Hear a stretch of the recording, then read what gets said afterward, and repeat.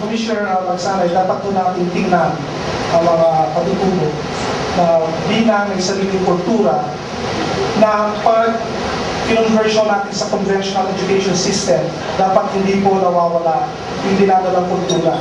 So, ang ibig ko sabihin nito ay yung ating edukasyon ay dapat pong baguhin upang hindi lang one-way po yung process of interaction, but yung kultura ng mga katutubo po ay nandoon po, yung mga lumang angkop po sa sariling kultura nila. Kasi po, hindi po natin magagawa yung mga programa pag wala pong sariling pagtiwala sa sariling kakayanan at sariling pananaw. Ang nangyayari po sa ecotourism, halimbawa, karamihan ng mga indigenous peoples po, mga katutubo, ay nagiging, tinatawag po natin cultural artifacts po.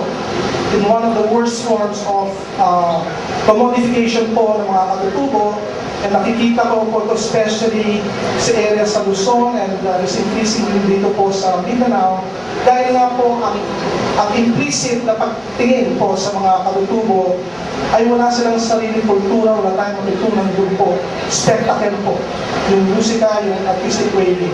Ito po ay dapat mawala kasi yan ang preparasyon po ng tunay na partisipasyon ng mga katutubo sa proseso ng pag-unlad, sa mga proseso sa mga councils, na dito po mapo-formulate ng tunay na formulation po ang kailangan po ng mga katutubo. Kasi po nangyayari po dito sa mga councils often for political purposes lang po. Yung mga liderato po rito kadalasan po ay hindi yung tunay na mga representatives po ng mga katutubo. Marami sa kanila na pumupunta po sa civil society, nagdihingi po ng tulong para makapasok po talaga sila dito sa mga councils na para sa kanila, dito para sa kanila po. And it's only after that po, pagkatapos niya, na yung mga complete na mga programs para po ng pagagamit po ng pag-uulat sa within the council ay magagawa po.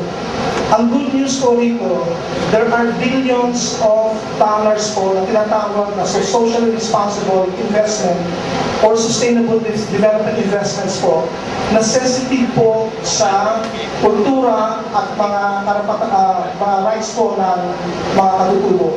Naghahanap po sila ng partnership.